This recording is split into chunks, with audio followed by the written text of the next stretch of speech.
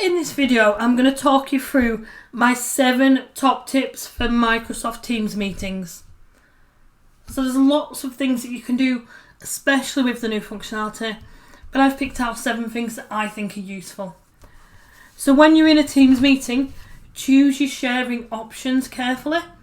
You can share your desktop, you can share an application, you can share a PowerPoint and upload it into the meeting, or you can share a whiteboard, and they all have their really useful options. You can share lots of content with a desktop. You can focus it on one application when you're sharing an application.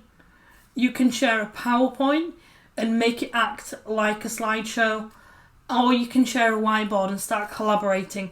And remember, with this new functionality here, I've got the opportunity to add text and I can add notes into a whiteboard. So lots of really great options there. There's no right or wrong answer. Use which one works for you, but make sure you're comfortable with them. You've gone into the share tray and you've practiced a few of them there before you start to share content within meetings, and then you know you can pick the right option at the beginning of the meeting. So that's top tip number 1. Number 2, kind of already said it, collaborate with Whiteboard. Whiteboard is one of the sharing options, and it's a really useful tool to help you collaborate together in a meeting. Some of the functionality in the Whiteboard application has now been pulled into Whiteboard, so you'll see at the top there, or it might be at the bottom if you've got the participants or the chat panel open. You'll see it's just telling me my microphone is muted, which is fabulous. So add text and add notes are the 2 new bits of functionality in there. So you've got lots more opportunity to create some nice content together and collaborate on some ideas as a group within a meeting. And don't forget, these whiteboards will be available after us as well. You don't have to add them in. They're automatically there when you create a meeting. So that's top tip number 2. Collaborate and use whiteboards as much as you can. Top tip number 3 then is captions. And I don't know if any of you will have seen captions before, but if you click on the 3 dots and you can see turn on live captions. So live captions are like subtitles. It's really confusing when you're talking and you can see the system subtitling what you're saying. But for anyone else, if you're in a loud environment or you're not able to focus, you maybe have hearing difficulties, this is going to really help you to make sure you don't miss anything. And you can engage in a meeting 100%. So I can turn it on and no one else will know that I have that on. And it will pick up everyone who's speaking. So it's not 100% accurate. Nothing ever is. But it's clever and it corrects itself as you continue to speak. Just don't look at it while you're speaking, because it's really, really off-putting, and then you'll totally lose where you are in whatever you're trying to say. Anytime I try and demo this function when I'm doing a training session, it always catches me. And if you could see me, I'd be looking at the other wall whilst I'm talking into the meeting, because I just cannot look. I cannot speak a sentence and see it presented back to me on the screen a few seconds later. It is funny, but it's such a great tool, so definitely give it a go. And if you're in that environment where you need it, or you just need that bit of extra support to make sure you're not going to miss anything from the meeting, then turn it on. So that's number 3. Number 4 is move between devices. So if I've got the application downloaded onto my laptop, I've got it on my iPad and I've got it on my iPhone. So as soon as I've logged into a meeting on one device, if I go into my application on another device, I'll see I can also join the meeting from there.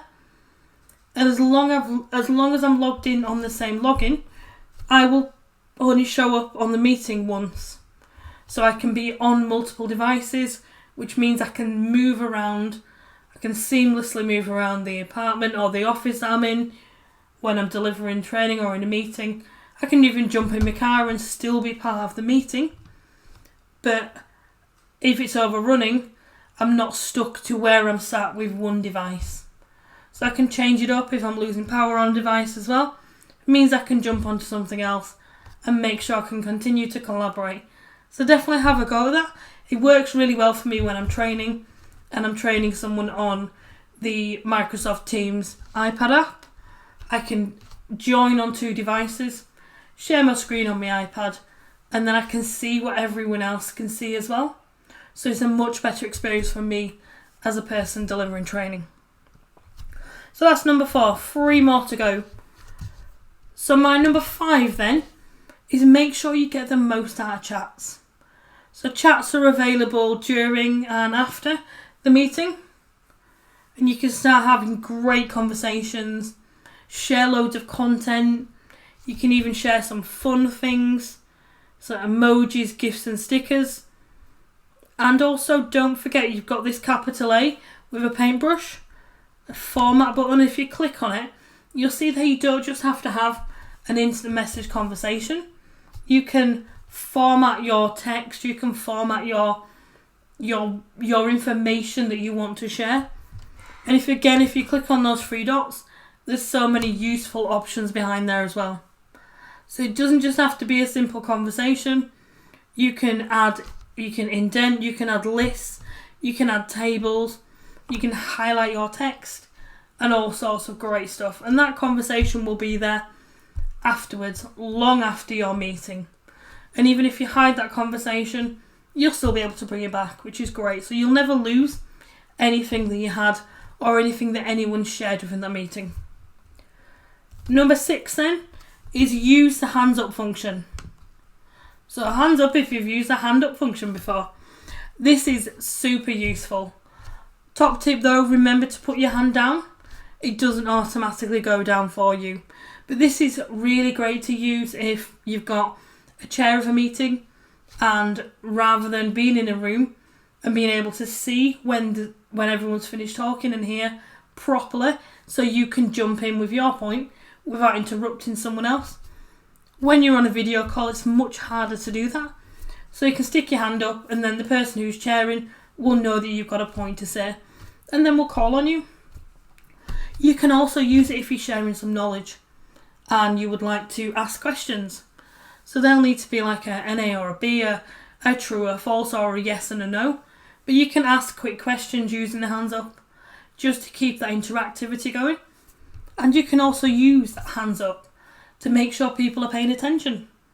So if you've nipped out for a quick 10-minute coffee break during a meeting or a training session, then once you're back on the time that's been agreed, get everyone to stick their hands up, and then you'll know if someone's missing. It's really useful just to see if everyone's paying attention sometimes, especially if you're on a long and a difficult call. So have a go at hands up and get the most out of that. And then my final top tip for having those really great meetings is meeting options. And you can set meeting options before by going into the meeting invite in the Teams calendar, and you'll see meeting options at the top, or during the meeting you'll see manage permissions on the participants panel, and you can click in there and go into the meeting options. And it's the same screen no matter whether you are before or during the meeting. And in here you can decide the lobby settings, so who can bypass the lobby, and you can also decide who can present and who's an attendee. So you're restricting then people from sharing their screens, recording and muting people. And again, dependent on the meeting that you're having, you might want to just add those extra bits of control in. Your settings might be different to mine, as your company or organisation may have a different way of working, but you can come in here and manually amend any of these for each individual meeting that you've organised. So definitely come in and have a go at these. They're my 7 top tips then for having really great meetings. There are tons more, and I've got loads of videos on my channels about these top tips, going into more depth, and loads of other great things that you can do with Microsoft Teams meetings. So come in and have a play around with those functions and see how you get on.